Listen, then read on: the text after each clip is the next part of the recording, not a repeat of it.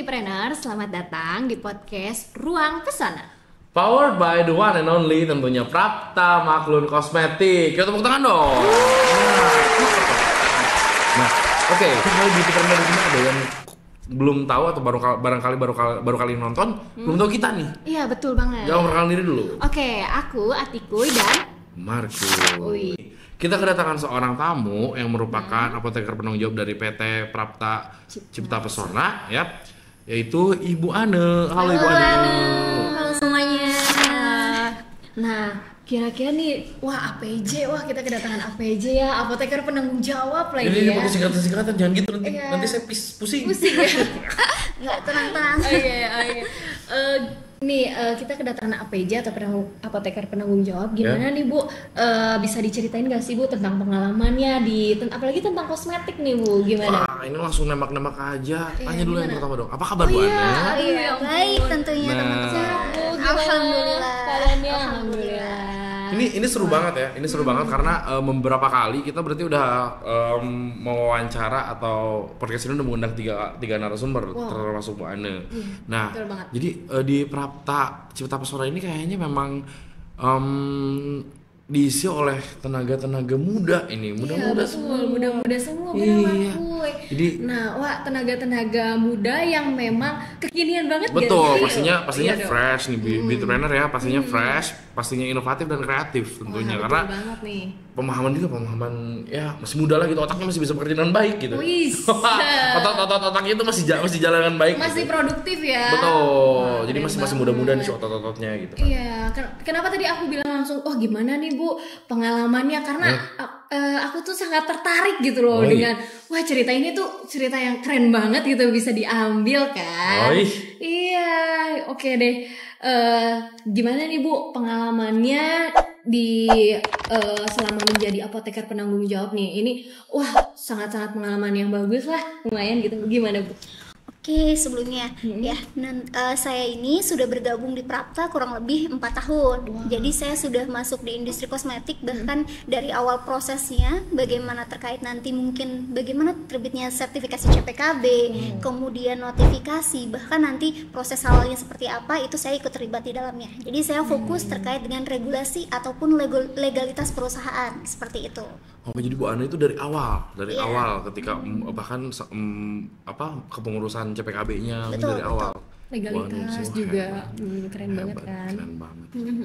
Terus kalau misalkan kita bikin kosmetik tuh yang lagi hype banget kan ya sekarang. Nah itu tuh nggak harus punya pabrik sendiri ya Bu, ya benar ya? Betul. Terus bisa diceritain nggak Ibu kayak secara singkat tentang Maklun Kosmetik itu apa sih Bu? Mungkin ada penonton kita ya yang baru banget nonton nih Bu. Ya, yang baru banget nonton dan mungkin sedang berupaya untuk membangun sebuah usaha atau masih bingung dengan usaha apa nih yang perlu dibangun. Iya. Mungkin kan anggapannya kalau bisnis skincare, harus punya pabrik, modalnya besar. Iya, betul. Nah, ternyata dia ada solusi nih. Sebuah solusi yang dinamakan Maklun Kosmetik. Nah, kita minta Bu Ane untuk menjelaskan itu lebih. Oke, mungkin kalau dari segi Maklun Kosmetik kita bahas satu-satu ya. Oke. Maklun itu mungkin kalau kita bahas, Maklun adalah sebuah industri. Biasanya nanti industri dia memberikan jasa untuk memproduksi sesuatu, apapun itu. Itu disebut dengan Maklun. Nah, sekarang kita bahas kosmetiknya nih. Oke, tadi ada pertanyaan dari Pak Marfi, apakah laki-laki menggunakan kosmetik? Pakai nggak nih Pak Marfi? Kehidupan sehari-hari pakai nggak sih? Pakai sih sebetulnya. Apa Dia coba? malu-malu. Apa coba? Deo spray misalkan. Betul. Ya, itu termasuk Itu kosmetik. kosmetik. Oke. Terus gel? Kosmetik. Ya, jadi kosmetik itu harfiahnya adalah secara pengertian ya, kosmetik itu sediaan yang digunakan di bagian luar tubuh manusia gitu. Jadi bisa untuk wajah, kulit, rambut, itu masuk juga gitu ke dalam ranah kosmetik. Kalau misalnya kosmetik sendiri itu dibagi jadi 2. Ada skincare, ada dekoratif. Nah, fungsinya yang dibedakan. Kalau skincare itu fokusnya adalah perawatan, kayak misalnya toner, kemudian facial wash dan lain-lain, itu masuknya skincare. Nah, kalau dekoratif itu untuk menghias diri. Contohnya make up, blush on, lip cream itu masuk ke dalam ranah kosmetik. Jadi, Maklun Kosmetik itu adalah jadi industri kita, Prapta, memberikan jasa pelayanan untuk memproduksi kosmetika seperti itu. Nah jadi gitu Marco, ternyata kosmetik itu bukan punya buat perempuan doang kan? Iya. Iya betul. Ya tadinya kan nggak tahu gitu kalau sampai ternyata minyak rambut juga bagian dari kosmetik. Iya. Oh baru tahu berarti ya Marco ya? Tahu, baru tahu itu masuk golongan kosmetik gitu. Iya. Ternyata bukan cuma kosmetik tuh yang kayak lip cream, terus bedak dan lain sebagainya kan. Kalau pada faktanya sebetulnya ada beberapa teman saya yang juga bahkan sekarang itu ketika keluar cowok ya, ketika keluar mereka punya bag skincare-nya tuh. Ada beberapa yang beberapa orang seperti itu, tapi mungkin anggapan saya itu masih belum sebegitunya lumrah gitu ya untuk laki-laki begitu berkaitan dengan kosmetik. Tapi dengan penjelasan Bu Ana barusan kayaknya masuk sih ya kan, gitu nggak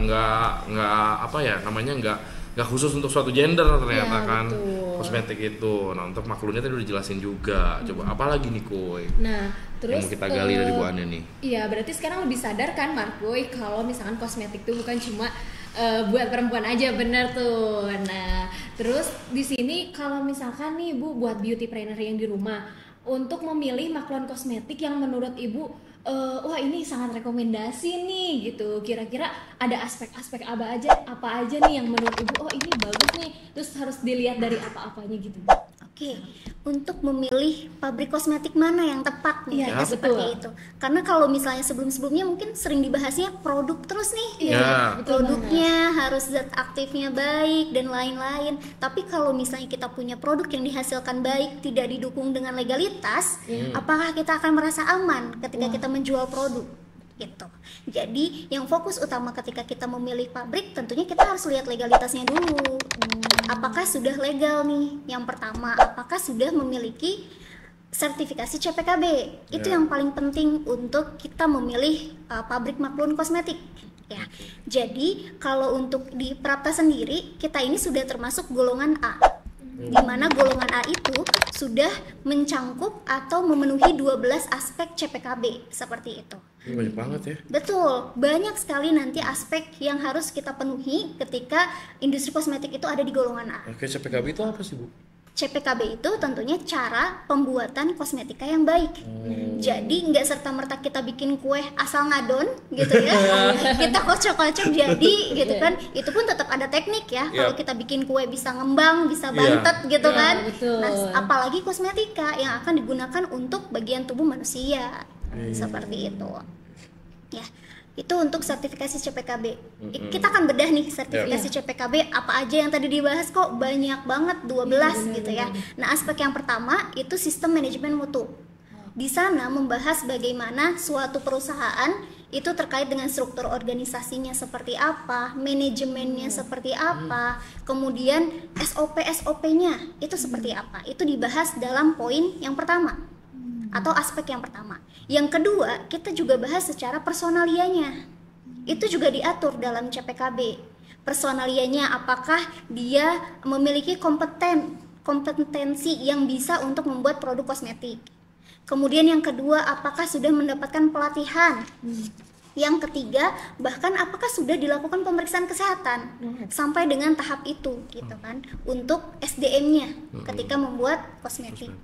Ya, yang ketiga itu aspek bangunan dan fasilitas. Itu bangunannya pun diatur oleh Badan POM. Jadi nggak serta-merta kita mau bikin rumah asal WC-nya ada 3, ada 5 kan enggak ya. Jadi itu diatur, ruangan-ruangannya diatur oleh Badan POM seperti itu. Sanitasinya. Betul. Nah itu poin ketiga. Baru ke bangunan nih udah diatur. Masuk ke poin keempat itu peralatan. Peralatannya harus terjaga kebersihannya, harus sesuai dengan kebutuhan. Kemudian peralatannya juga harus dikalibrasi atau dilakukan perawatan. Jadi enggak serta-merta perawatan yang biasa aja gitu. Itu harus di-maintain gitu kan perawatannya. Yang kelima, paling poin penting itu adalah sanitasi dan hygiene. Tentunya bagaimana kebersihan diri seorang personil membersihkan dirinya dan juga kebersihan dari area lingkungan pabrik. Seperti itu poin kelima. Untuk poin yang keenam itu produksi. Jadi di produksi itu dibahas dari proses awal kita menimbang, memproduksi sampai dengan packaging dan selesai itu diatur. Alurnya diatur. Nah, setelah produksi ada poin ketujuh juga yang penting nih di quality control. QC, ada pemeriksaan QC. Bahkan pemeriksaan QC-nya itu dimulai dari bahan baku. Bahan baku ketika kita datang itu dicek dulu nih sama teman-teman QC. Apakah sudah sesuai atau tidak? Apakah bisa diloloskan bahan bakunya atau tidak? Setelah bahan baku masuk ke bahan kemas. Baik itu bahan kemasnya, stikernya, itu juga diatur. Kalau misalnya sesuai, itu bisa diloloskan oleh QC. Itu baru poin bahan. Nah, setelah poin bahan, itu juga dilakukan pemeriksaan ketika produksi. Apakah hasil yang diproduksi kosmetika kita itu sudah sesuai dengan standar atau sesuai dengan sampel yang kita ajukan nih ke owner-owner atau ke teman-teman beauty planners nanti gitu. Sampai dengan produksi, di tahap akhir produk jadinya pun itu diperiksa lagi sama QC. Itu poin ke-7. Nah, di poin ke-8 ada poin dokumentasi. Nah, dokumentasi ini mencatat semua proses produksi yang dilakukan. Beda dengan administrasi. Beda. Jadi nanti kalau misalnya untuk poin ke-8 fokus untuk produksinya seperti apa, perjalanan produknya seperti apa. Nah, poin ke-9 kita juga nggak lupa melakukan audit internal. Kita selalu melakukan evaluasi apakah apa yang harus diperbaiki. Kemudian kita lakukan perbaikan untuk meningkatkan tentunya kualitas dari perusahaan itu sendiri. Ya, yang ke-10 penyimpanan. Untuk nyimpen barang aja kita diatur gitu kan. Bagaimana cara penyimpanan yang benar, yang baik, itu diatur. Poin ke-11 itu fokus terhadap kontrak produksi gitu ya, kontrak produksi dan juga kontrak pengujian. Baru poin yang terakhir adalah komplain, pembahasan komplain. Nah, itu juga dibahas. Nah, itu sepanjang itu harus dipenuhi oleh industri kosmetik golongan A. Menarik banget nih Bu. Tadi Ibu membahas tentang notifikasi ini ya di dalam kosmetik. Kira-kira notifikasi itu apa sih Bu? Mungkin ada beauty planner yang kayak bertanya-tanya gitu, kayak notifikasi itu apa sih kira-kira Bu? Oke, notifikasi itu adalah kita mendapatkan nomor izin edar dari Badan POM. Jadi sebelum produk dipasarkan, tentunya nomor izin edar itu harus terbit dari Badan POM, seperti itu. Jadi memang sebelum dipasarkan gitu ya Bu ke pasaran, berarti harus ada nomor notifikasi ini ya Bu ya. Betul. Jadi juga udah tersertifikasi sama Badan POM bahwa produk-produk yang di Prapta ini ya Bu ya sudah aman gitu ya untuk digunakan. Sebagai bukti, jadi bisa kita simpulkan kalau misalkan ternyata ada produk di luar sana yang nggak ada nomor notifikasinya, itu produk yang ilegal. Perlu dicurigai. Perlu dicurigai. Ya, khawatirnya mengandung bahan yang berbahaya. Karena itu ilegal, makanya perlu dicurigai bahwa itu mengandung bahan yang berbahaya. Khawatirnya seperti itu. Nah, ini kita udah punya 2 ketenangan nih. Yang pertama CPKB, yang kedua notifikasi. Lalu apakah ada lagi Bu? Yang terakhir ada halal. Prapta ini kita sudah menjamin bahwa sistem jaminan produk kita sudah halal. Jadi teman-teman tidak hanya dapat izin edar, tentunya juga dapat bahwa memastikan produknya itu halal. Gitu. Apa halal itu bukan di makanan aja Bu? Enggak, kosmetik juga. Kosmetik juga, karena mungkin meresap ya gitu, meresap ke tubuh. Nah, bisa dijelaskan Bu terkait standar halal itu seperti apa sih? Saya agak penasaran sedikit karena biasanya itu yang saya tahu terkait dengan halal atau tidak halal itu hanya yang dimakan, yang dikonsumsi begitu. Ibu bisa jelasin mungkin gimana? Boleh. Kalau halal itu kita pastikan dulu dari bahan baku yang kita gunakan. Jadi semua bahan baku yang kita gunakan itu harus kita pastikan itu halal. Kita bisa minta statement ke masing-masing supplier, apakah bahan baku yang kita gunakan ini halal atau tidak. Itu terkait dengan bahan baku. Baru yang kedua kita prosesnya. Apakah proses kita itu sudah menjamin bahwa produk-produk yang kita gunakan itu selama proses itu halal. Jadi ketika itu sudah selesai kita ajukan, dan setelah diajukan akan dilakukan audit oleh halal, tim halal. Akan ada proses audit. Nah, setelah itu audit dilakukan. Setelah dilakukan, kita bisa langsung mendapatkan sertifikasi halal seperti itu. Mantap ya. Jadi yang pertama itu terkait dengan standar di CPKB. Yang kedua itu terkait dengan keamanan. Ya, di notifikasi BPOM, betul. Yang ketiga itu terkait dengan jaminan halal. Ya, jadi masyarakat Indonesia yang notabene memang didominasi oleh Muslim itu nggak perlu khawatir gitu menggunakan produk dari Prapta Cipta Pesona karena sudah pasti halal. Begitu. Buat para beauty planner di rumah yang nggak mau ketinggalan nih terkait dengan informasi atau update mengenai bisnis kosmetik dan juga kecantikan, Jangan lupa untuk tonton video kami berikutnya ya.